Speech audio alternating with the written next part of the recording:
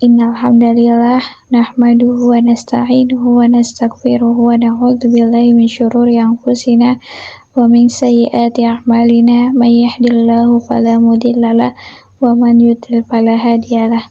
Asyhadu an la ilaha illallah wahdahu la syarikalah wa asyhadu anna Muhammadan abduhu wa rasuluh.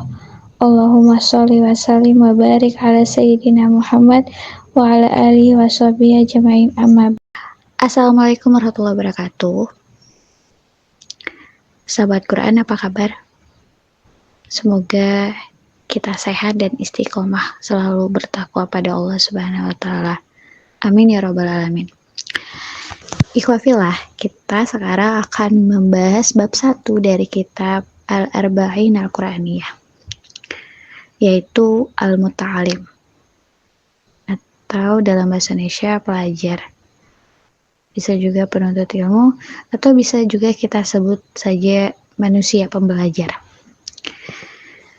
Dalam konteks kitab Al-Arba'in Al-Quraniyah, pembahasan mengenai Al-Muta'alim mencakup beberapa aspek penting yang berkaitan dengan pendidikan dan pengembangan diri dalam Islam.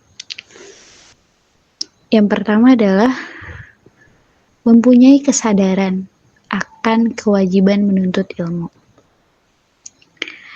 Dalam Islam, menuntut ilmu adalah kewajiban bagi setiap muslim. Hal ini didasarkan pada hadis yang menyatakan bahwa menuntut ilmu adalah fardu bagi setiap muslim. Ini menunjukkan bahwa pendidikan adalah bagian integral dari kehidupan seorang muslim.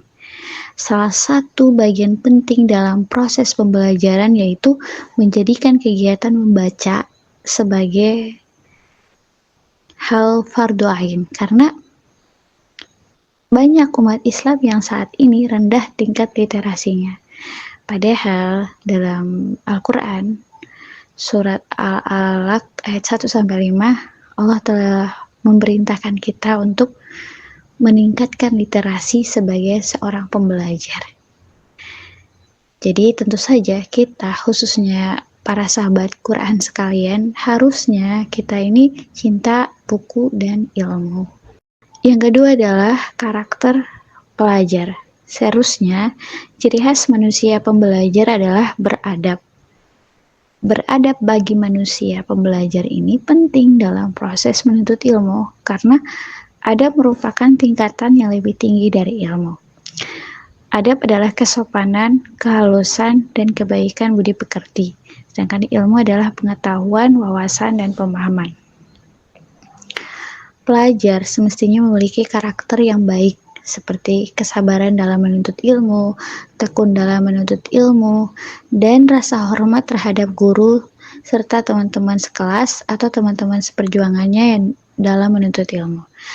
Nah, karakter ini penting untuk menciptakan lingkungan belajar yang positif dan produktif. Yang ketiga adalah pentingnya niat yang benar. Dalam menuntut ilmu, niat yang tulus sangat penting.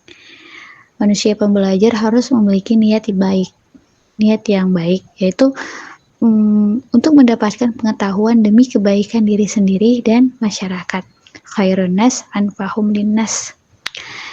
Bukan untuk tujuan negatif seperti pamer atau ria dan lain sebagainya lah. Karena ada sebagian orang berbicara panjang lebar dan mendalam tentang ilmu hanya untuk menjelaskan bahwa dia ahli ilmu, bukan untuk menjadi problem solving bagi masalah-masalah kemanusiaan dengan sudut pandang ilmu tersebut, khususnya ilmu agama.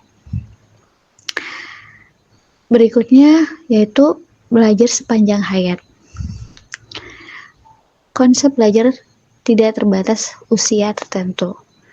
Manusia pembelajar harusnya terdorong untuk terus belajar sepanjang hayat, mengingat bahwa pengetahuan selalu berkembang dan penting untuk tetap relevan dalam masyarakat zaman terkini. Berikutnya yang kelima yaitu aplikasi ilmu. Al-ilmu bila amalin kasyajari bila thamarin. Ilmu tanpa amal ibarat pohon tak berbuah. Pengetahuan yang diperoleh harus diterapkan dalam kehidupan sehari-hari.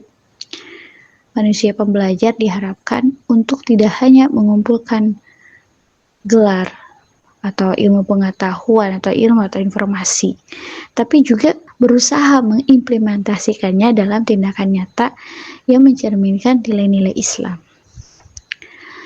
Yang keenam, sumber ilmu. Ya, manusia pembelajar dianjurkan untuk memerhatikan juga sumber ilmu yang ia dapatkan, yaitu dengan merujuk kepada sumber-sumber yang sahih seperti Al-Quran, hadis, serta literatur ilmu yang diakui. Ini penting untuk memastikan bahwa pengetahuan yang diperoleh adalah benar dan bermanfaat.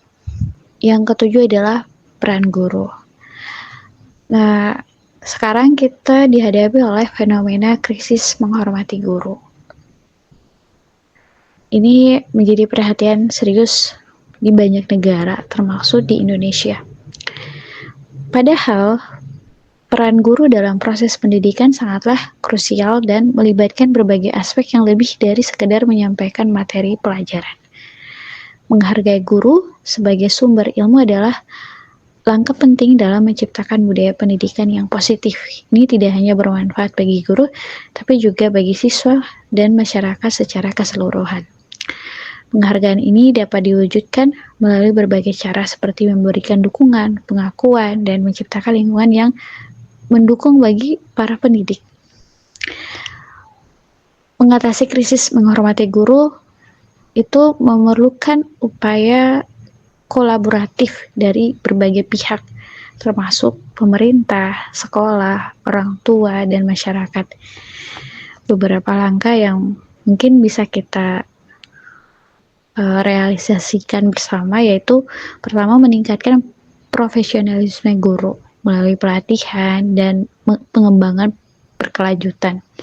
Kemudian meningkatkan kesejahteraan guru agar mereka merasa dihargai dan termotivasi. Karena kesejahteraan guru sangat penting untuk menciptakan suasana belajar yang optimal dan menghasilkan siswa yang berkualitas. Investasi dalam kesejahteraan guru, baik melalui dukungan emosional, pelatihan, maupun fasilitas yang memadai, akan berdampak positif pada pendidikan secara keseluruhan.